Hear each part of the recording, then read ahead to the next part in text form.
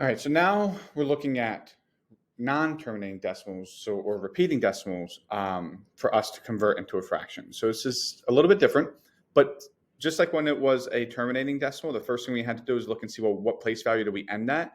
And that's what we put over 100, or that's what we put that number over in a fraction. So it was the hundredth, so we put it over 100.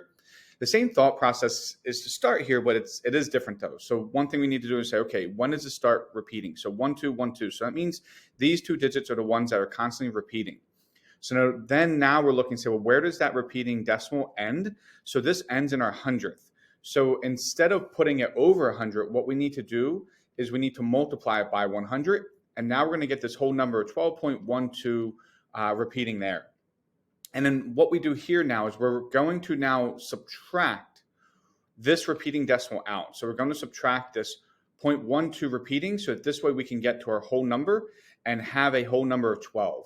And what we need to think about now is we multiplied this number by 100 to get to this. We're subtracting 1 out. So that means we have 99 left over. So we take this whole number, 12, and we put it over the 99. So we're going to be finding where this decimal value, and we're going to do one more at this, where this decimal value repeats. We're going to multiply our decimal by that number to turn it into a whole number, and then we're always just going to subtract 1 from it and put it over that. So now it's 12 over 99. We're then going to reduce it, so we're going to divide each one by 3 because they're both divisible by 3, and we get 4 over 33. So 4 over 33 will give us the repeating decimal of 0.1212. All right, so I'm going to go ahead and do one more with you. All right, so here we have 0.621, 621. So I see that these three are the ones that are repeating.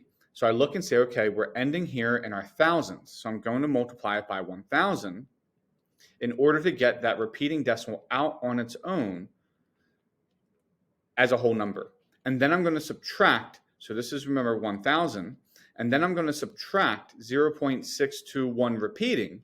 So I'm going to subtract 1 of those fractions that we have, and now I'm just left with 621, and I'm left with 999 parts here. So I can then say, okay, well, 621 over 999 is going to be this repeating decimal.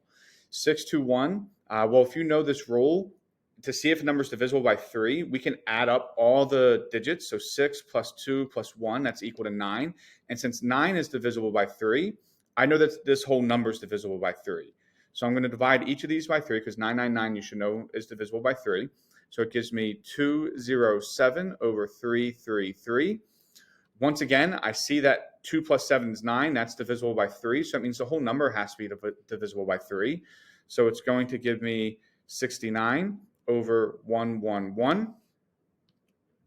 111 adds up to be 3. That will be divisible by 3, so I can keep going. So this is then going to give me 23 over 37. And here, neither one of these are divisible by any other numbers because they're both prime, and that will be our final answer.